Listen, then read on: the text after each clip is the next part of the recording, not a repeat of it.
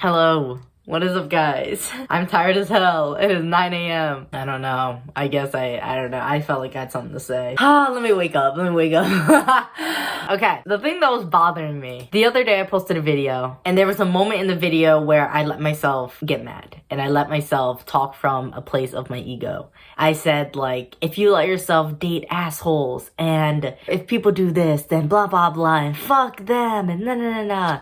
I know that when I posted that part on my Instagram story, it was a hook. So, like, people could watch it.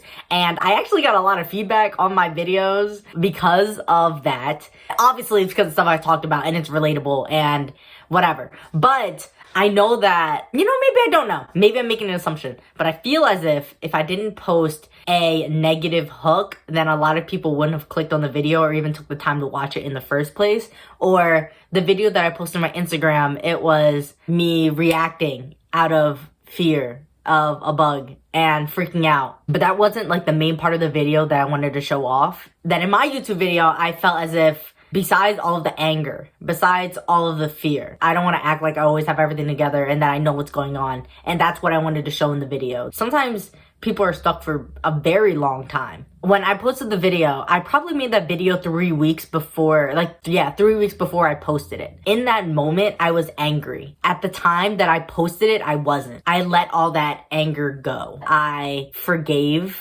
everything, everybody in this situation.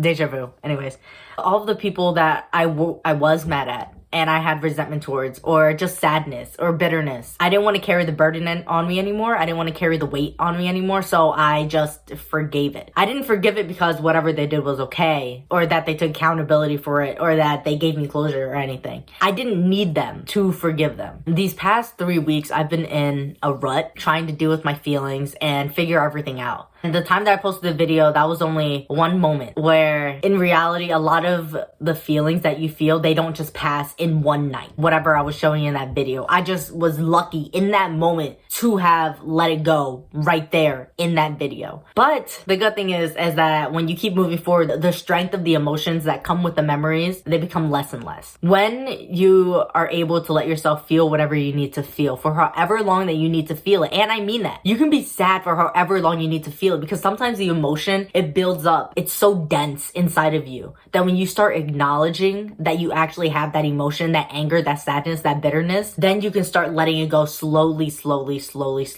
First, you need to feel your feelings. You need to feel it to heal it. And then after that, it comes the part where you need to think about your emotions, not just feel it anymore. You need to rationally think about your feelings, analyze them, refine it, retell the narrative that you always told yourself over and over again. And that was the part that I was going through for the 3 weeks after that. Again, healing isn't linear. It really is all just time and letting yourself feel it. And then after that, being able to think about it. When you're able to think about it, understand everything that's going on and everything that happened with the situation, that's when you really start pushing, letting myself feel anything towards anything about the situation. When you're trying to deal with your feelings, when you're trying to heal, I feel like the only thing you can do is be mad. Your body was so used to being mad all the time, being all in your head about it. When you don't understand anything that's going on and you're confused and you're frustrated, the only thing that you can feel is mad. But now I'm not. I have truly let that situation go, and I've truly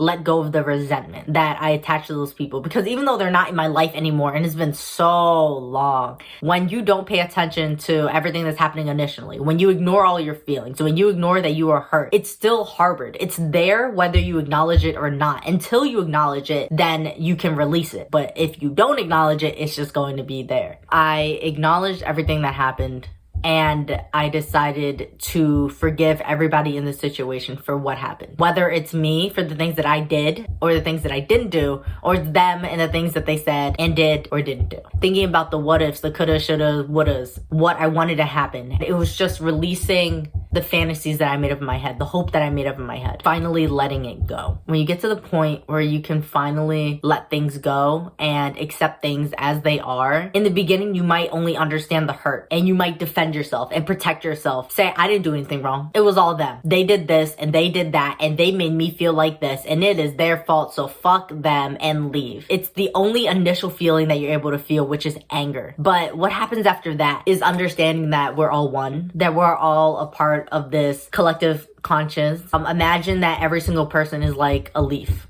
and we're all leaves on the same tree. That was so beautiful. But when I was thinking about me and the other people in the situation, I imagined an infinity loop wrapping around me and the other person, because basically we're both one and we're all part of this collective conscious. We're all part of this chain. We're all part of this like infinite source of love. I didn't want to turn to hate to be okay. It's like after the anger, you take it one step further and you transform it into forgiveness, and then you transform it into love. And then that's when you truly let it go. What I learned was that there will only ever be two choices in life. You can either align yourself in the path of fear, which is everything anger, bitterness, resentment, frustration, confusion, or you can align yourself with love, which is forgiveness, acceptance, and no judgment. In the end of everything, I realized that we are young and we all make mistakes and we're not perfect. I'm not perfect. If everybody just held on to everything that I did that was wrong in the past and never let it go, I think that it would really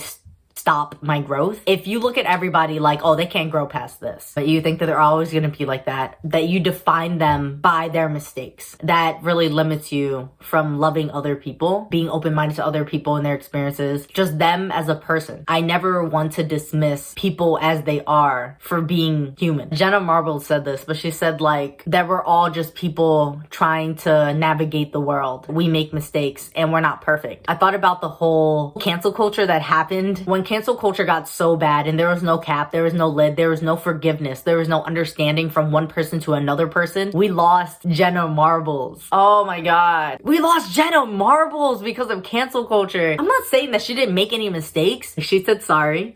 She apologized and then removed herself from the platform altogether because of how toxic cancel culture is. It feels nice to jump on the wagon of drama, of hate, of fear, of gossip. In the moment when I made that video, I allowed myself to divulge in that anger, in that sadness, in that bitterness. I just wish that I never dived into it at all. Letting yourself get mad, letting yourself talk shit, letting yourself be angry and bash the other person for their mistakes is definitely not aligned in the path of unconditional love. When you start looking at other people like there's an infinite loop around you and the other person, you start recognizing that the things that you point out in them, they could be a projection of what is in you, the unhealed parts of you. And it's a joke that I've been saying recently, but it's really real. Like when somebody says something mean or somebody something offhand, just like makes any kind of rash joke, I'm like, what unhealed part of you caused you to project that onto me? It's real. Even though I say it as a joke, it's not a joke. It's real. There was a person in my life where I thought that I made all these judgments about them after everything was over. And this was obviously judgments from a place of negativity, from a place of anger. Oh, they were never funny. Oh, they were just sad all the time. They just kept talking about themselves all the time. They were boring and we never had a good time. You say all that stuff in the moment when you're angry and it feels so true. Later on, when you allow yourself to feel everything that you need to feel and the anger, what is the word I'm looking for? In my head, I imagined smoked, dissipated, disappeared. It cleared out. The fog is gone. What is the word I'm looking for? Clouded judgment. Yes.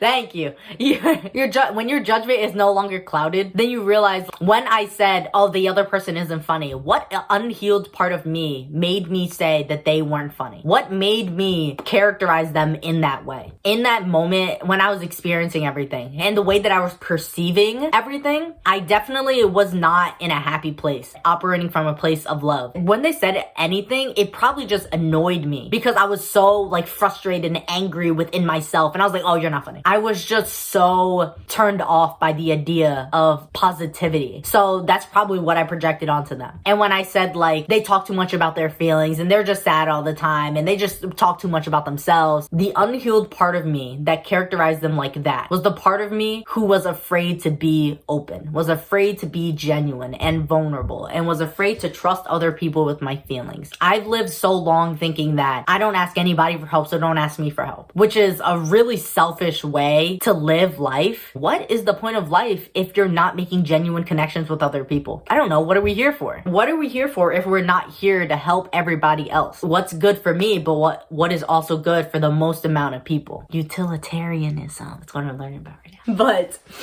utilitarianism. Yes, talks about what is the most good for the most amount of people for the most amount of time. Utilitarians use the I feel like I just know how to read. I feel like I just don't know how to talk. The hedonic calculus. Yes, the hedonic calculus. Right? And that's just basically weighing the pros and cons out of any situation, action, thought that you have. And seeing the benefits and the non-benefits. Anyways, why did I say that? What? Why did I say that? I don't know why I said that. I don't know why I said that. Why? Hedonic calculus, utilitarian, do the most good for the most amount of... Okay, why'd I start saying that though? It feels good to talk about gossip. Dude, I'm not kidding. One time I did a presentation like this. Like I forgot what the hell I was trying to say. And I was trying to act like a big girl and I didn't need any notes. But then I ended up forgetting and I was just like, well, yeah, that's that. What the freak was I trying to say? This is terrible. I want this bit to be over. Okay, let me think. Oh, those are pretty. Isn't that magenta so pretty? I don't know. I don't know why.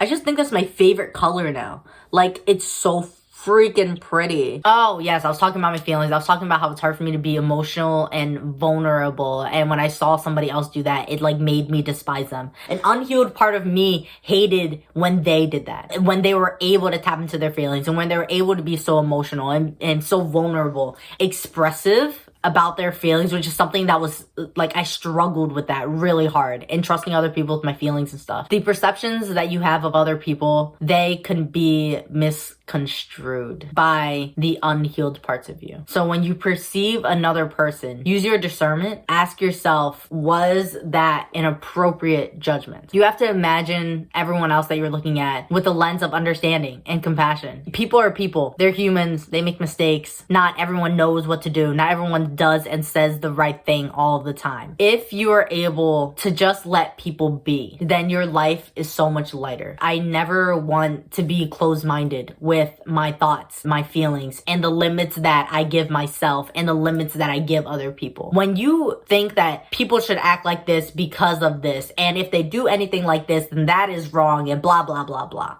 It really constricts your heart and what you're able to give and what you're able to receive. It's a two-way street. If you are so controlling of you and yourself and think that you have to be this perfect being, and then you start seeing other people that way, you limit the experiences and the feelings and the emotions and the creativity that you can have out of life. I just never want to limit myself to not experiencing life as it is. With life, there's other people. There's other people with emotions, thoughts, actions, behaviors, a past, experiences, perspectives as complex as your own. To simplify a person with one phrase and not understanding the context of their story is unfair. I wouldn't ever want to be misunderstood in 3 simple lines. You're not funny, you talk too much, you're too sad. Those are really condescending ways to think about somebody. Sometimes good people do bad things. It's just setting boundaries and offering compassion. And I'm not saying that every person that you meet, you have to try to understand their whole person, their whole,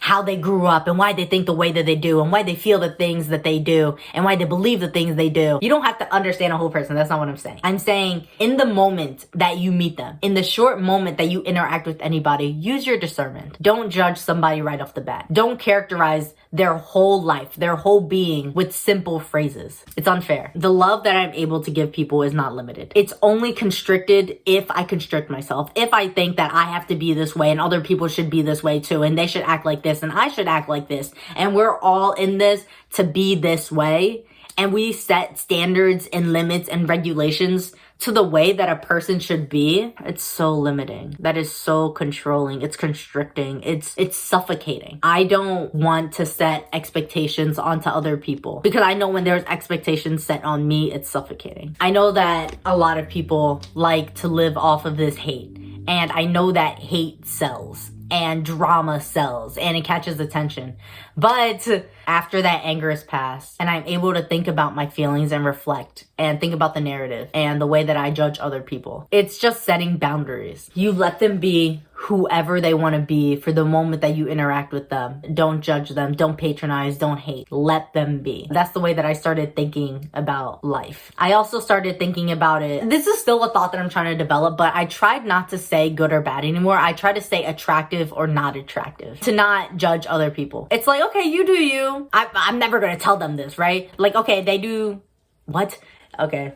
They be what? Why am I not talking right now? They can be whoever they want to be. It's not that attractive to me, so I'm gonna stay over here. And that's that. That's it. You don't have to impose your beliefs onto other people. You just let people live how they want to live. And imagine if every person that you met tried to change you constantly and tried to make you the way that they wanted you to be. Are you making me take responsibility for your uncomfortability?